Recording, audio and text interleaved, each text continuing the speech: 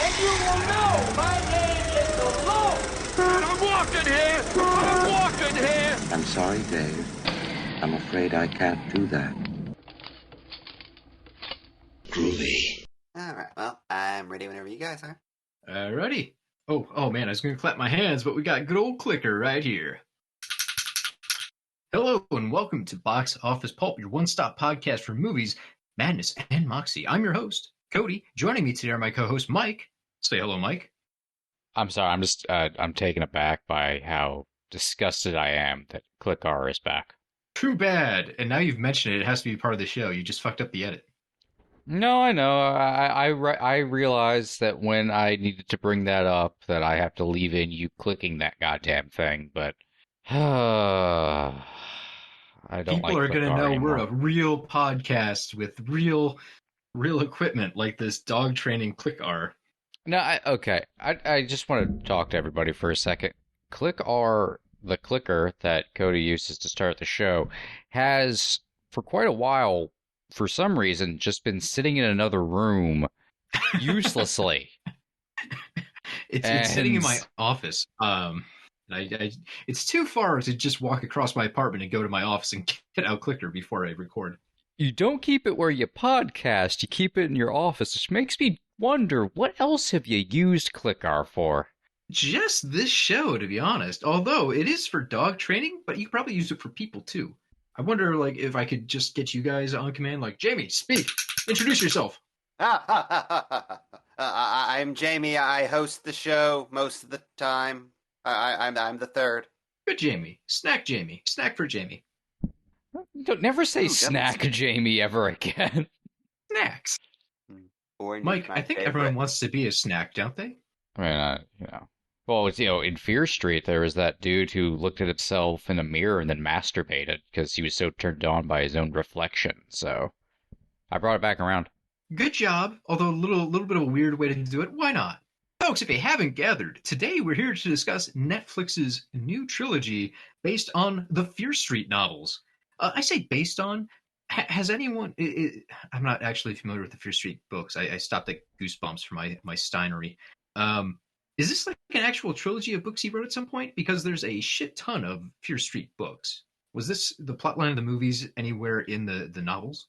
Yes and no. I'm not like super familiar, but I kind of delved in after originally watching them.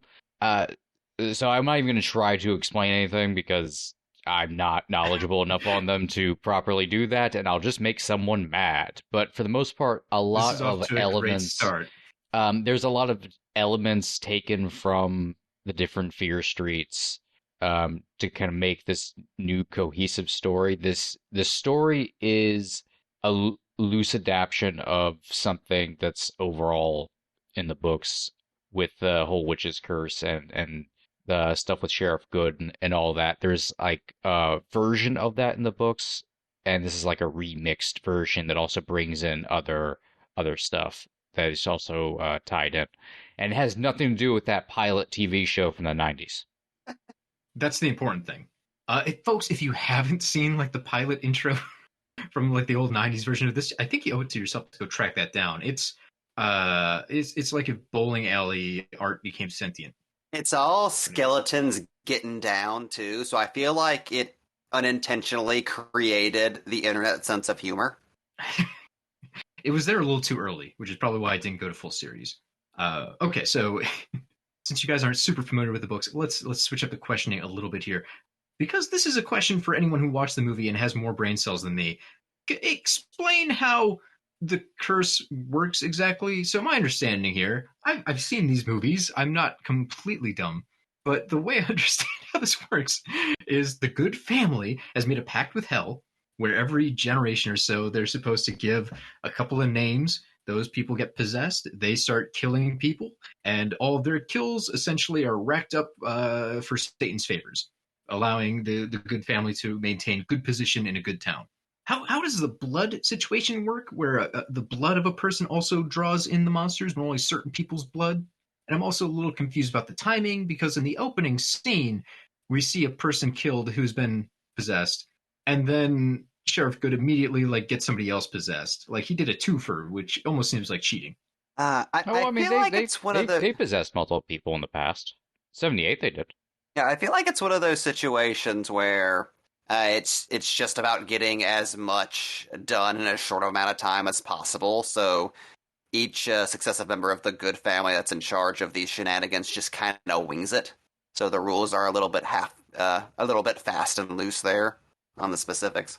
Okay with them going after multiple people because theoretically the guy in the shopping mall didn't rack up a huge body count as big as normal. I'm more concerned like how's the blood thing work? Because it's a repeated plot point that the creepy crawlies from the past are drawn specifically to people's blood, and if you're not the blood they're after, they'll walk right by you unless you're in their way. The Seraphir's blood thing did confuse me. I feel like there's probably uh, a series of YouTube videos by numerous people who are much smarter and who understand this thing have explained it very well, and I probably should have watched it beforehand. Because I watched the entire trilogy when they came out. I watched it again this week, and I'm still like, I don't get this. It's a very important part of the movie. I should understand this, and I just feel like I'm missing something very obvious. The only thing I think of is like whatever kind of curse Sarah put on Good is muddling with Good's curse at various points.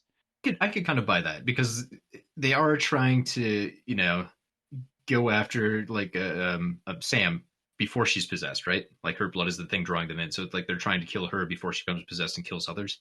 Yeah. So sure, I could kind of buy that.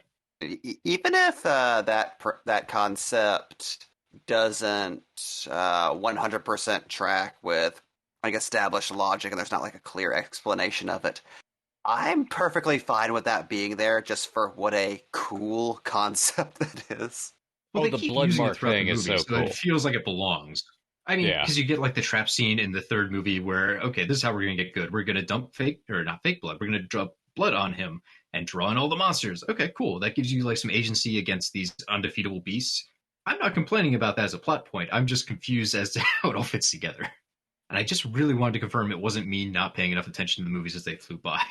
Oh, I think there's a lot of people who are confused. I'm not saying there's not a very clear like explanation that's there, but I am accepting my own stupidity when it comes to not maybe understanding the plot completely.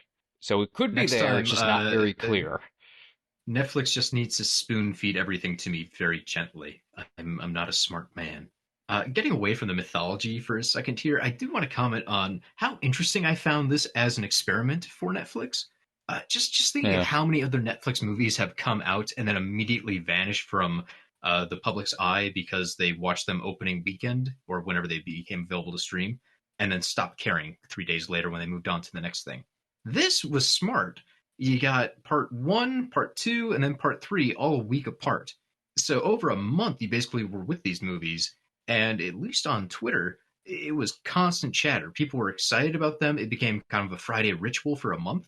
And even now, you still see folks talking about the movies, even though they've been out for a couple of weeks, which is very rare. The only other times I could think of Netflix hitting that mark are with, maybe Stranger Things or stuff like House of Cards, or they're big prestige shows that everyone has to see and talk about, or even something like Bird Box. Yeah, Bird Box was the last time I remember something on Netflix just being watched by everyone practically all at once. Like, Fear Street is essentially the redo of Grindhouse that works this time. Well, when was the last time, too, and this is because of streaming, you wouldn't do this in a movie theater because they have to play for so long, that you got an entire trilogy in 1 year.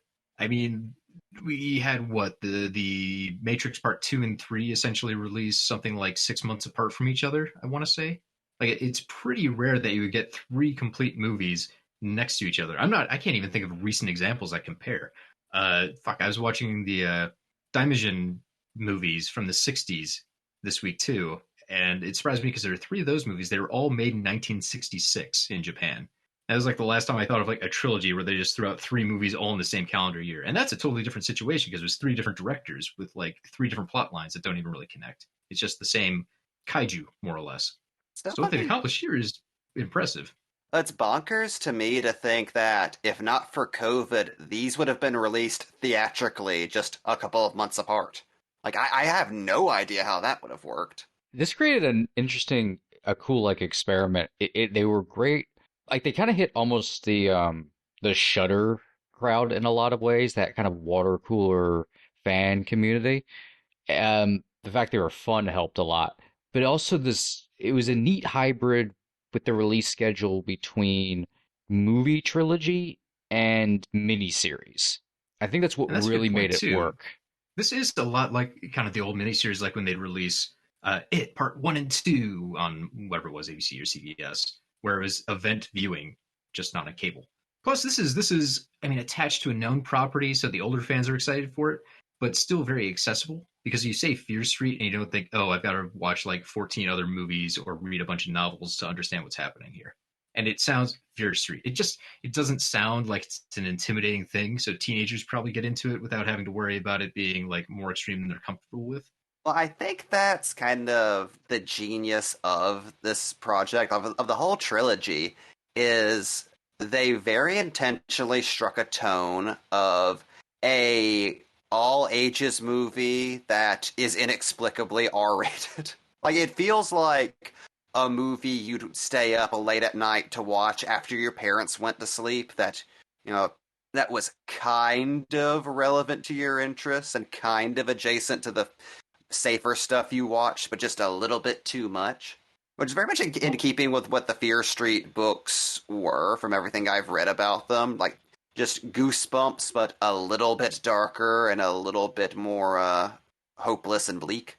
Yeah, I was kind of surprised by the bleakness coming in. I didn't expect this to be a bright, chipper PG style horror film, but I also didn't expect one of the fan favorite characters in the first movie to have her head run through a bread slicer. Or the opening greatest scene kill of this entire trilogy. Oh, it's going to be Kill of the Year at the Fango Awards. Like, it would be hard for something else to displace that, right?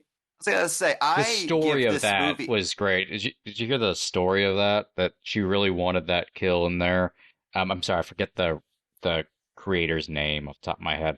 The director or yes, the director, but she's also like showrunner, I guess you could almost call it. Yeah, Leigh Janiak? Janiak. Janiak, yeah.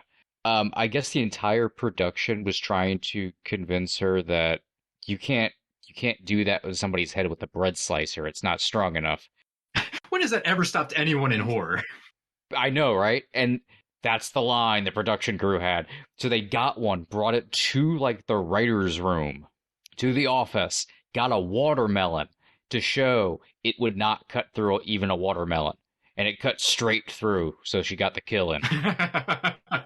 Hey, that's so dumb to me. Think of Scream 1. There's a garage door that lifts a person up the ground. Like, garage doors that strong. They have pretty small motors, really.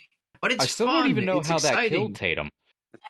Yeah, it was like a broken neck electrocution kind of thing. I don't know. It doesn't make perfect sense. But My headcanon is she's still alive and just went into witness protection. She's still hiding from Stu. I was gonna say half the crew of Scream is actually in witness protection. Stu is still out there. I So just this want threw me to... off. Sorry, I was gonna say this threw me off that going back to Leigh Janiak. So she co-wrote the first movie with oh boy, these names are gonna fuck me up. Phil Grizzady, and she also co-wrote part 3 with him and Kate Treffy. But part 2 she co-wrote with a totally different dude. It was Zach Olkowitz, which probably explains a lot about why part 2 is my least favorite. No offense to him, it just feels very different from parts 1 and 3, which makes sense because they're written by a different dude. And I did not realize that until I was doing a little bit of research today. Yeah, I didn't know that. Yeah, same. I do kind of definitely walked away feeling that that was the weakest link of the trilogy, which I guess before we go any further, we should just just ask each other, what did everybody think of each part? See, that's my favorite. If you go on Twitter, everyone's rankings when these came out were so wildly different. And it's like, oh, I thought I knew you. It's a nice Rorschach test. Yeah, really that's what I is. think is cool about it is because they're aiming to hit on different styles of horror and types of horror. To me, it's a mark of how well it actually does that it can play into individual preferences for horror styles. Like for me, 1666 is my favorite. Like I could watch that part, despite it even being it seemingly shouldn't work because of it then going into a fourth movie essentially at the end. But I Well, love that it doesn't even entire have the thing title so much. screen, Part 2, which is weird because you're watching Fear Street Part 3, 1666. It's kind of a Part got 1, you Part moment 2. because well, it's kind of brilliant because it's a got you moment because of the twist at the end of 1666.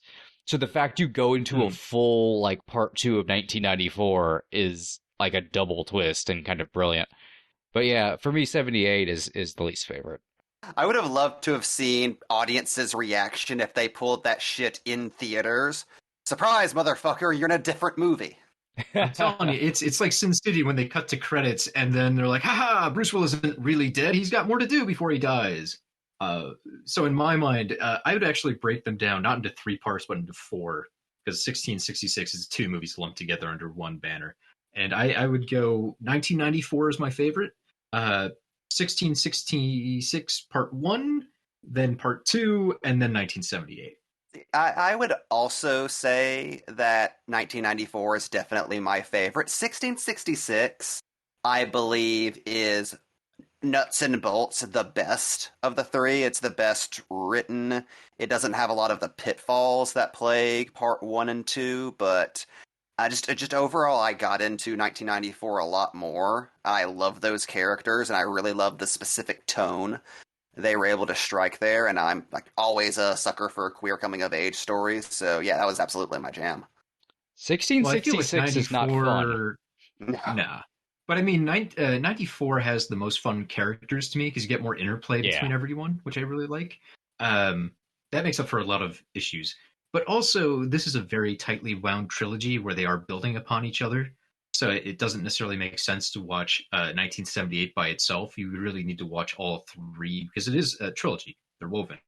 Which means part 3 gets the benefit of like tying everything together. So it makes it feel much neater and allows them to kind of hit the boxes more easily than you'd have in the setup in 94. Or unfortunately, the middle part, which feels like it's really just an extended way of trying to get everyone to play the guessing game of what the end game is. That's my big issue with 78, if I were to complain, because they're essentially doing a feature-length 2-hour flashback to set up the fact that the characters are believing in the curse the wrong way, that the next movie will then show them like, oh no, you goofed up. It kind of shows you what the curse is like from 94 again. Yeah. Plus, it's a bummer because in 94, we get to see all the killers at least a little bit in action, which is mysterious and cool because you don't know anything about him yet. And then in 78, you really just have one killer with an axe who gets his mask pretty late on in the showing. It almost feels like an afterthought. They're like, oh, right, we got to make this guy unique. That was weird. Left stack on him. Yeah. Ultimately, I think chopping these into 1-hour installments, leave the runtime of each of them like about the way they are, but just make 1978 just an hour-long flashback episode like 1666. I think that would have played a lot better. Yeah, for me, it definitely would have. I don't know if I need to sit through 6 hours again for this, but if this were like a 4-hour event, and each segment had, its distinct 1-hour piece, that would be fantastic for me. I could sit through that very easily. I think I'd enjoy it more because you don't have to spend as much time in the flashback area. And I would say, too, the flashback only bothers me in 1978. In 1666, I don't mind it. I actually really like how they set up the parallels between the world that we saw in 1994 and their version of 1666. Which doesn't to be perfectly historically accurate, but it was neat to see where they kind of gave a more modern, youthful eye to that time period than what we're used to in more dour kind of crucible films. It was a breath of fresh air, while also utilizing the same cast thing. It was a nice. It meant they didn't have to completely change cast again for a third time, but also nice shorthand of like nothing changes. Everything's just as shitty as it was then, really. Well, it gets a little blurry because some of the possessed boyfriend killer in part 2 turns out to be a complete asshole in 1666, which felt a little off because he didn't seem like a bad dude until he's possessed in 78. But most of the other characters feel like they're fairly on the mark for who they were before. So who knows? Maybe that guy was just an asshole before summer camp. It's possible. I like 78 a lot more the second time around. I do want to say that. I like I said, I like the Goonies style stuff, like popping around caves and uncovering mysteries and all that. My honestly, I think 78 would be much more enjoyable if it just had the same character work as 94 and 66. Ziggy was the only one I at all liked. Yeah, it was well. Hmm. Well, the strongest thing about this trilogy is its character work and how it manages Yeah. to deeply flesh out characters who would normally be, just cardboard cutouts in a typical 90-minute slasher movie. But the problem with 78 is it goes into extensive detail into characters you don't like spending time with. It's like learning all of the backstory of an asshole character does not make me like the asshole character more. Yes. And Well, then, it's really hard. I'm sorry. I was gonna say, and it throws me off too because the whole thing is a shell game, right? Like I said before, one, they're trying to throw you off about the witch's curse, but two, they're trying to throw you off about the good family and make you think that Nick is actually like a decent good, right?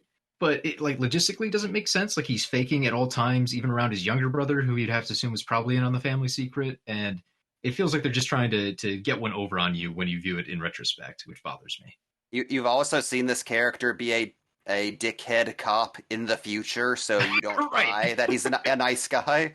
Like maybe just Yeah. cut out that one scene of him with the spray paint cans in 1994, and that might have worked. But no, that is Timothy Dalton looking at the camera with a cha-ching noise. Very much so. So that all gets to me, which like there's important exposition in 78 and you meet some of your characters and there's fun stuff there too. I mean, they are trying their best to give you a new Friday the 13th kind of feel, right? You've got a burlap sack killer for your young Jason, you got axe kids getting axed in the face, shenanigans, drugs, sex, uh yeah, I was going to say rock and roll, but that would get us into needle drops and I want to cover that later. Uh there's good stuff in 78, but I don't feel it actually fits in with the rest of the story they're telling, which is my problem. If this were a solo movie, like if they did a spin-off of Fear Street and they just had like one time in 78 where there was an axe murder, I'd probably be much more receptive to the film.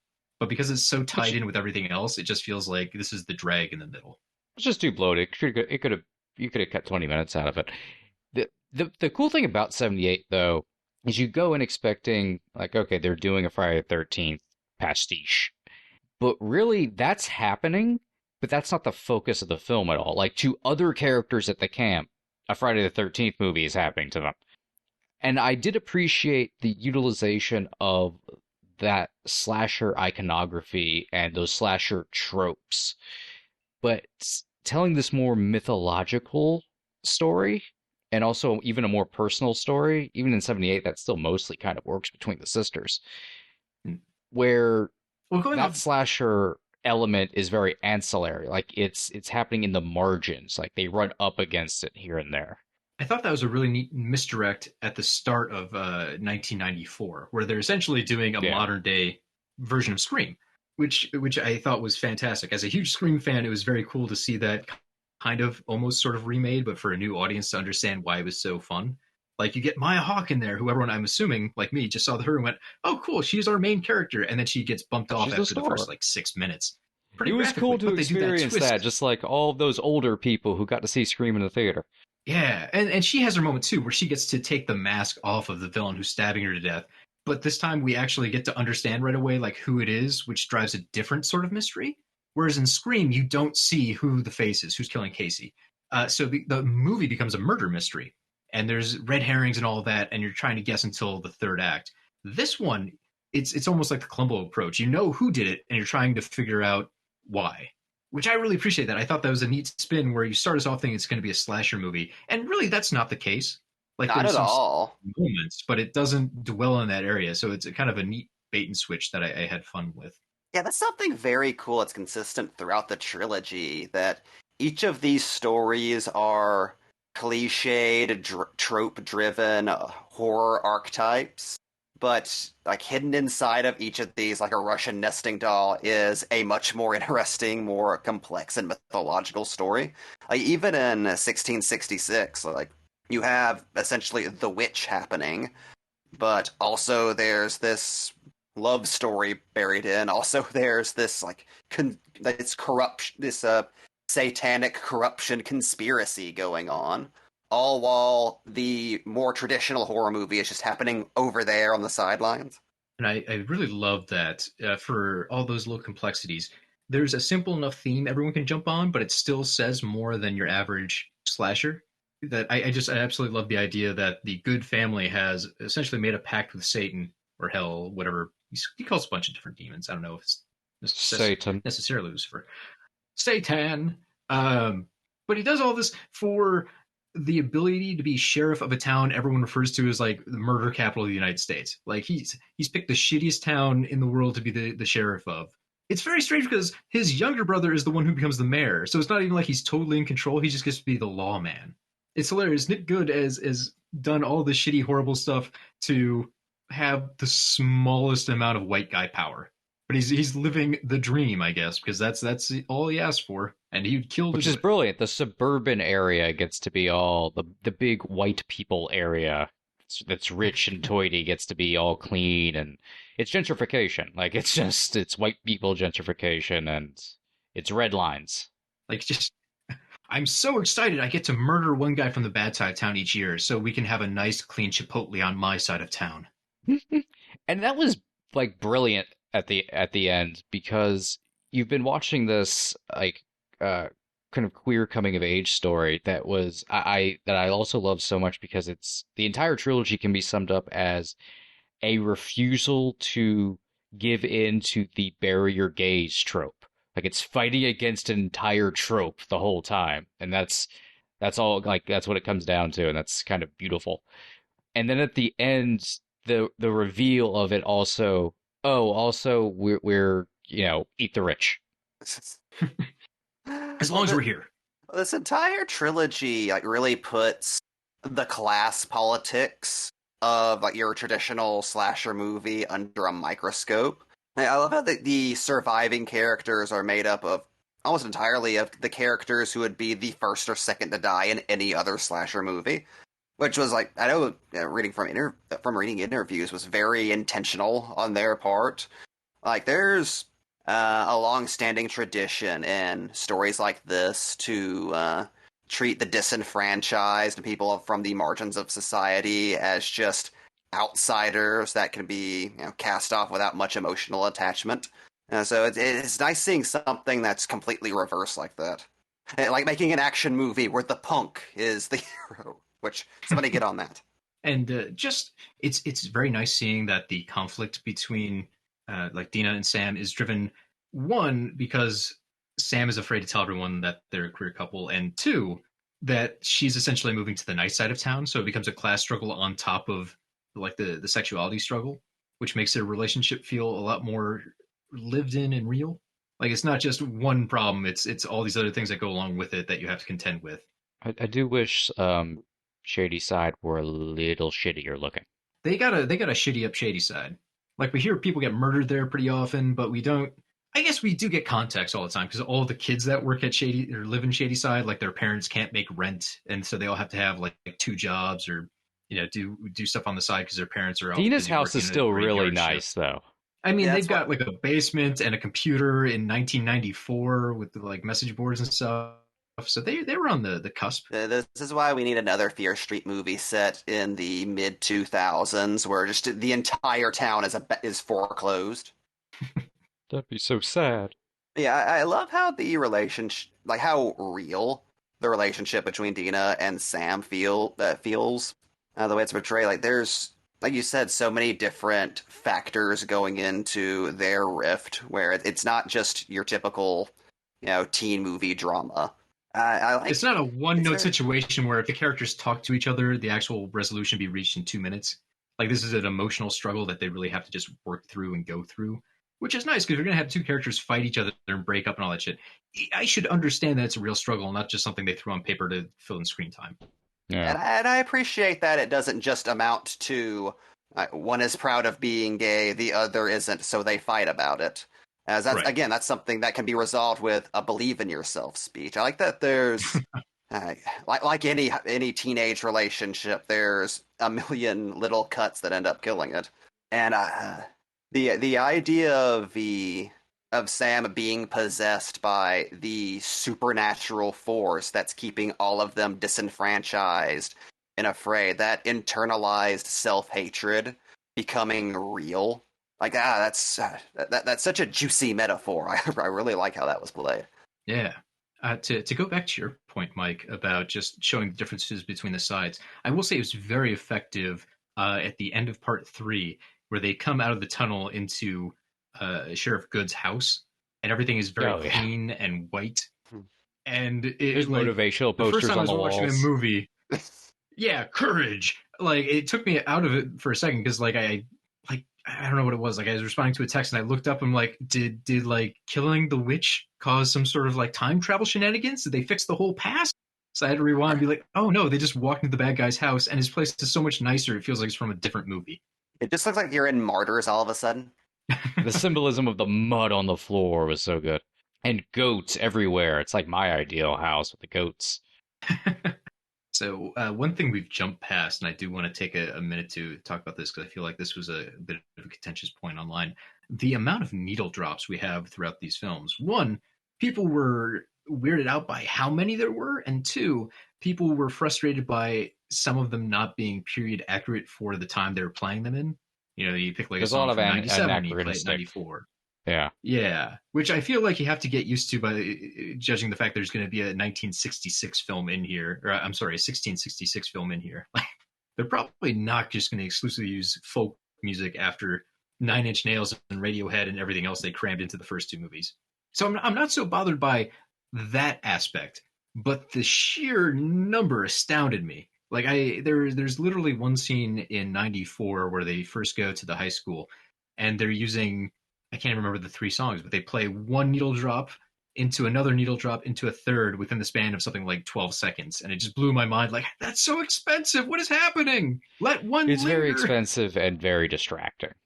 I guess this is one bonus point to 1978. Once you know the twist, which I don't think was that big of a twist, honestly, but they played it up pretty big, that Ziggy is the Berman sister that survives. So weird. It's so weird. But on a rewatch, it was like, oh, duh. It's more obvious than I even thought it was the first time because her dog is named Major Tom. And there's like 2 or 3 different points in that movie where she's walking around, her specifically, and they're playing David Bowie music. Like, And her name's Ziggy. Of course.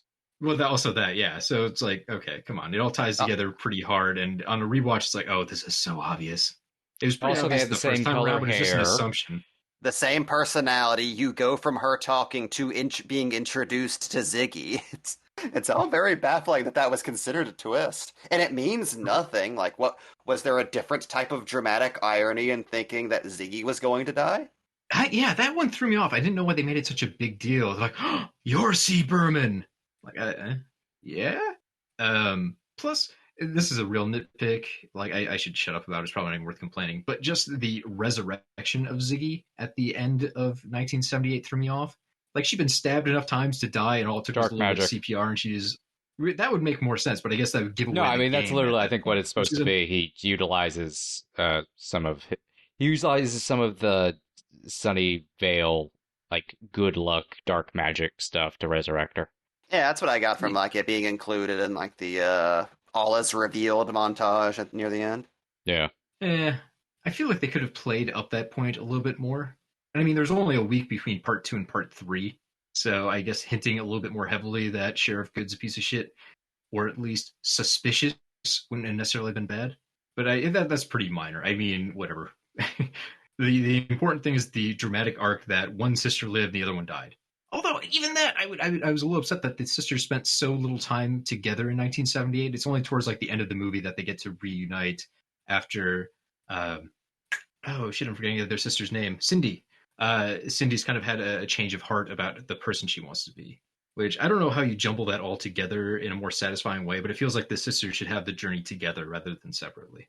Yeah, I'm really not sure why we needed Cindy's big adventure in the underground caverns with one of the least likable horror characters I've seen in a very long time. I was so happy when Alice died. Mike, we all happy when Alice died? Alice. Maybe a little. Everything.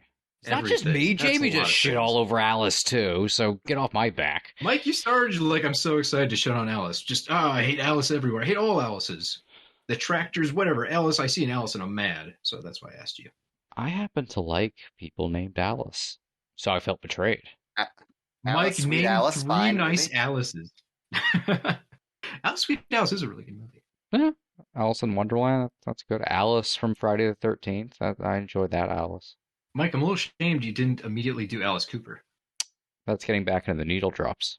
It is. I'm still looking at the list, though. I do have to say, I was really excited when I heard Sour Times by Portishead playing. Like, hey, I love that song. There were some good ones. There was some good ones. Creep in here. They fucking got a Nine Inch Nails song in there. They did Creep. It was like, man, I don't know what kind of deal Netflix has in place for these songs, but this has to be Netflix has a lot of fucking money. That was the only thing that I think came down to the needle drops. Is this is a little bit of a 1941 situation where they had a little bit too much budget to work with, and they used it on needle drops. We can't return the money. We won't get it next time. I do have to say, though, it is amazing to see a horror trilogy with actual money and a script that ties together. It's not just like loose retcons going into each other to keep the system rolling down a hill. Like, just imagine a world where we had a bunch of these, where there's just a ton of money being thrown at things to all be written at one time to make sense and to be fun and enjoyable. Yeah, is this a unicorn? I can't imagine we'll get too many more. I'd like to think this did pretty well, so hopefully we get a new Fear Street trilogy down the road at some point. I mean, it seems to have done very well for them. Of someone stealing the book. Yeah, and I know Janek has talked about having a lot to expand it. Plus, there's more to pull from books. You could still go back in time and show flashbacks to. I want to see that kid with the wooden head thing so badly. I want to see the dude with the leather bird mask. What's his story? Why was there a splicer running around your city? What happened? Yeah. Oh, yeah. I love the fucking cabin in the woods like mythology going on.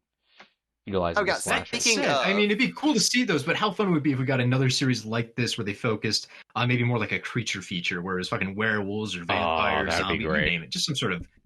I don't know if that's a big part of the Fear Street books. But being ignorant about it, I can just make it. But it can be. Why not?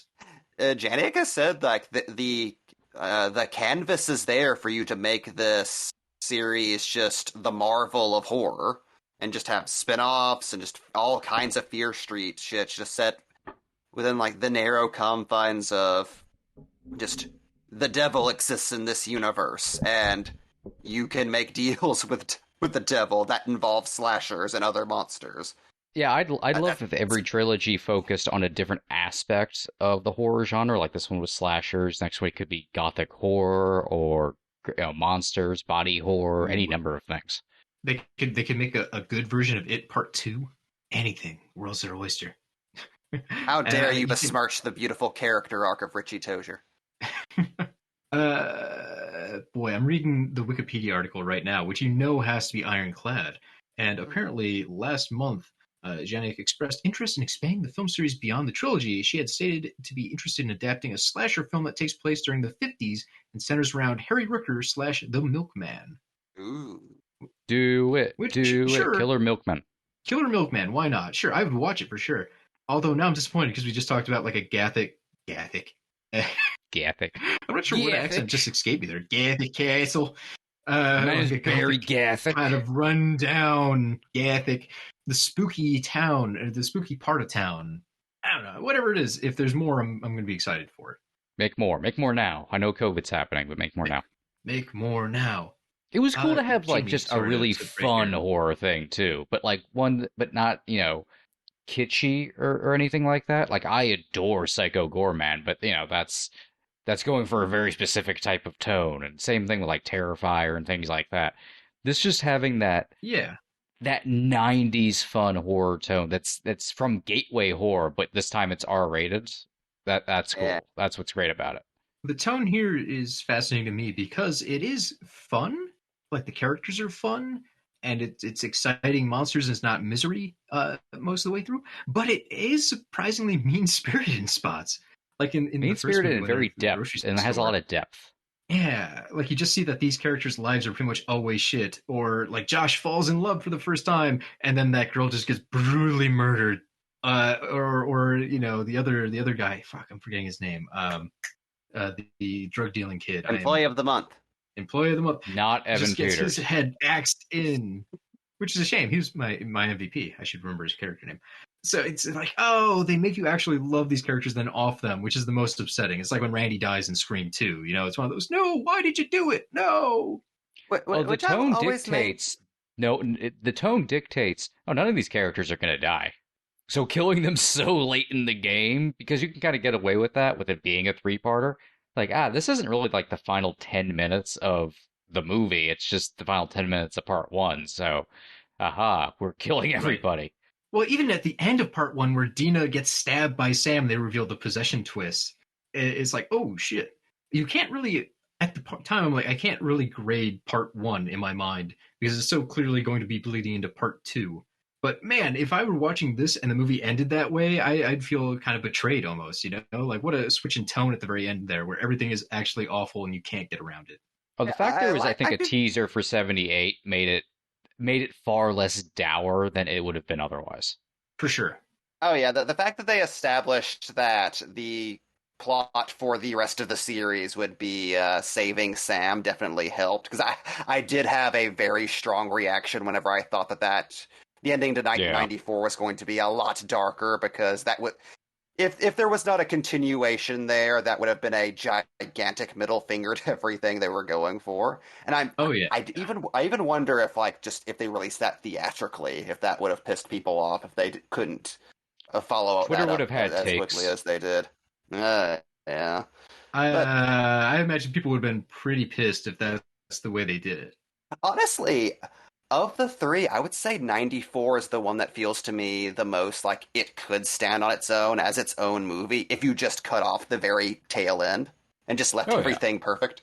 Yeah, I mean, there's I think a couple of loose threads you'd probably want to clean up a little bit because they seem like they're outstanding.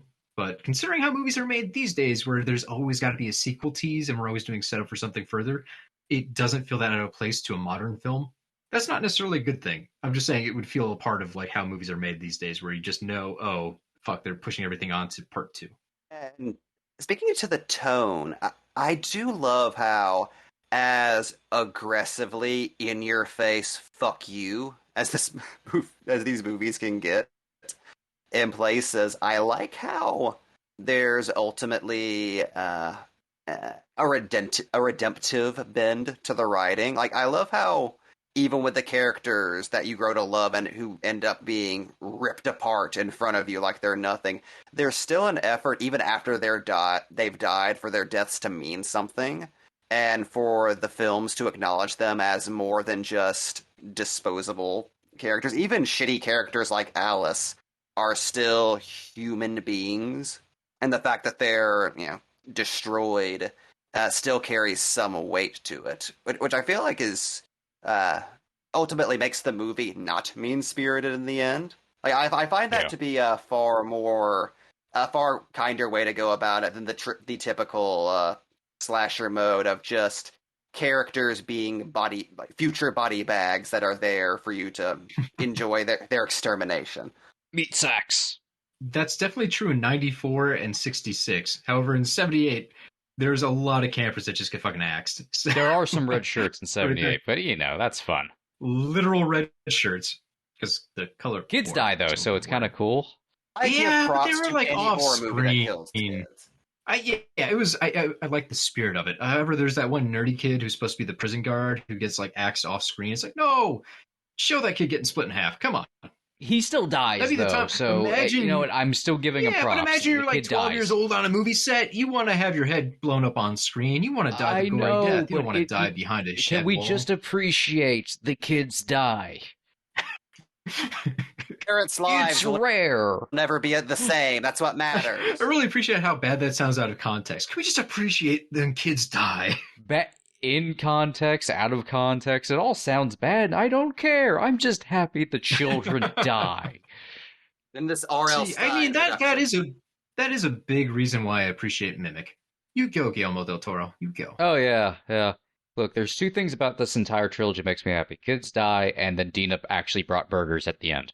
That's true. We did get pixies and burgers. It's a little thing. Which, as far as dates go, pretty good.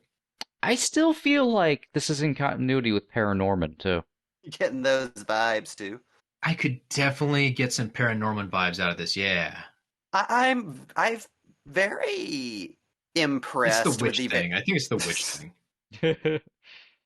I'm very impressed with the various ways horror movies have been trying to go at the whole witch thing sideways in our generation, since it's very difficult to do witches traditionally without unintentionally sidestepping genocide. So I'm very interested in seeing like movies like The Autopsy of Jane Doe, or even recently with stuff like WandaVision, that or any time a witch shows up on screen is in any way like tied to witch trials or any other kind of persecution, there's some kind of backdoor into it they work their way around to. It's a cool challenge to see every particular story face. I saw someone on Twitter today recommend doing a double feature of Fear Street 1666 and I Married a Witch. And you know what? That could be fun. Ooh, do Gretel and Hansel. Ooh. Yeah, we should talk about that one more often. That's a cool movie. We really should. Actually, that would make a great pairing with The Green Knight. I think those two together. I could see that. I would have to watch it alone because if I ever made my friends try and sit down with me, they would just leave after 10 minutes. I mean, we'd enjoy it. That's true. Sitting in dead silence, just is everybody just feeling stuff right now? At the end, we all opera clap. It's very nice. I definitely would show up wearing a monocle and some white gloves and a tuxedo. Yeah, I'm all down for us wearing tuxedos to do this double feature. I don't know if I'd be wearing tuxedo pants, though. I'd probably just be wearing some shorts. It seems too hot otherwise. Yeah, that's true. I'd be wearing black socks, though. Can we have a version of, like, the Chowder Society where we do this? We just meet once a year wearing half a tuxedo and a monocle and watch very pretentious things together. Cody, Is this just your dream of bringing soup and suits to life? Oh God, isn't it glorious? Wouldn't that be a time? We can make soup. We can bring soup. Okay, I'm trying to think back to a ghost story if they actually like had chowder at the Chowder Society. I don't think they did. They had to have had chowder. At least honorary chowder, like a can. Honorary chowder. Yeah, can. Honorary chowder makes it sound like they have a picture of a bowl of chowder, like a still life somewhere, and they call that good. You got to bow to the chowder. Of the chowder that started it all. I'm very the chowder mad because that was consumed on the day the entire foundation was founded. Ooh! Each time they eat their chowder, someone puts fake eyeballs in it to spook the other members. Only they do it every time, so it's like not even a surprise anymore. Oh, Phil, These got me. Grapes. These are grapes and spaghetti. Oh, it's that opening of that one Simpsons Treehouse of Horror. Yes, it's exactly that. And these are the chowder springs. Ooh. No. Mike, if you're ever in a scary movie, that's how I want you to go. I want you to make those noises as you're killed. Just kind of neighing like you're a horse. I would enjoy, in a moment of being murdered, take the satisfaction away from the murderer by being as obnoxious as possible. Oh, the ghoustification process has begun. I feel like there's a couple jokes ways on you. Jokes on you. I took poison 10 minutes ago. This means nothing. You can't kill a dead man. I think if someone's killing you, there's a couple ways to go about it. One, you could just really turn them off to the process by being too into it. Like dying makes you horny. And then they're mad because they didn't want to turn you on. They wanted to murder you. Two, you just really undersell the moment. Like they think they're doing something epic by murdering you. And instead your reaction is, oh, nuts. Like just really, oh, gosh, golly gee. Oh, I'm dead. Whoops-a-doo. Third option. They're done without that. You're being stabbed. You pull out a knife and start stabbing yourself faster. Who's gonna win, motherfucker? I get that vibe every time I watch like the Lord of the Rings and like Lutz, the big orc, gets stabbed and he just grabs the sword and pulls it in like, yeah, what now? I'm just saying, it'd be hilarious if they did that in Scream 5. Fear Street. Good stuff. Box Office Pulp recommends Fear Street 1, 2, because it's there, and 3, and technically part 4. I would say if you don't like one part, watch the whole thing. The finale to it all has a way of redeeming even the weaker parts of the other two. Yeah, and you got a Netflix account. What are you waiting for? Go watch some TV. And it is fun once you've watched the whole thing to go back and actually restart it. It actually does work all as in a rewatch as well. There you have it, folks. Box Office Pulp strongly recommends Fear Street. Fuck Whitey. There we go. I really like that we told people to go watch the movie. The thing we just spoiled all over the place. Movie in depth, right? Yeah, like there is absolutely no reason you need to go watch it now because we told you all the plot points. Enjoy. We don't do anything that makes any fucking sense. Spoilers. Fear Street dies at the end. Kind of true. Kinda. Huh. Kind of true. And like that, he's gone. We didn't get our moment in where we actually plug the fact that our show can be found in other spots. Do it. Folks, if you've enjoyed this episode, you can find plenty more of Box Office Pulp, including a range of commentary tracks for various movies, most of them not Netflix. Sorry.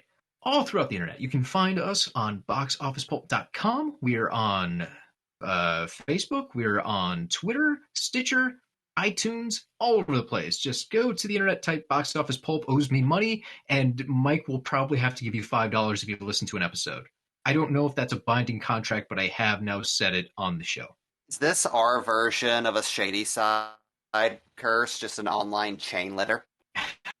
I've now put this on Mike's head. The truth will one day find me out, but it won't be today. Why do I feel like I've done something illegal now? It's not a bribe if you don't actually pay them anything, right? Anyways, folks, please listen to more of our show, and go ahead, go to iTunes, give us a star rating. That's preferably more than 1 star. The more stars, the better. Steal some stars from other shows that have too many. Give them to us. Everyone's seen This American Life. We know it's good. Give us their stars. Tell us what you think. Talk to us. Box Office Pulp is a vampire that steals likes from other podcasts. If only that were true, we'd be so famous by now. Just bloated and covered in blood. Be the best way to live. Oh, Box Office Pulp would be the vampire from Blade that's in the big pool that they kill with the UV light. 100% that vampire. Yeah, no doubt about it. Folks, now that we have that visual image in your head, I think that's a wrap. Get the hell out of here.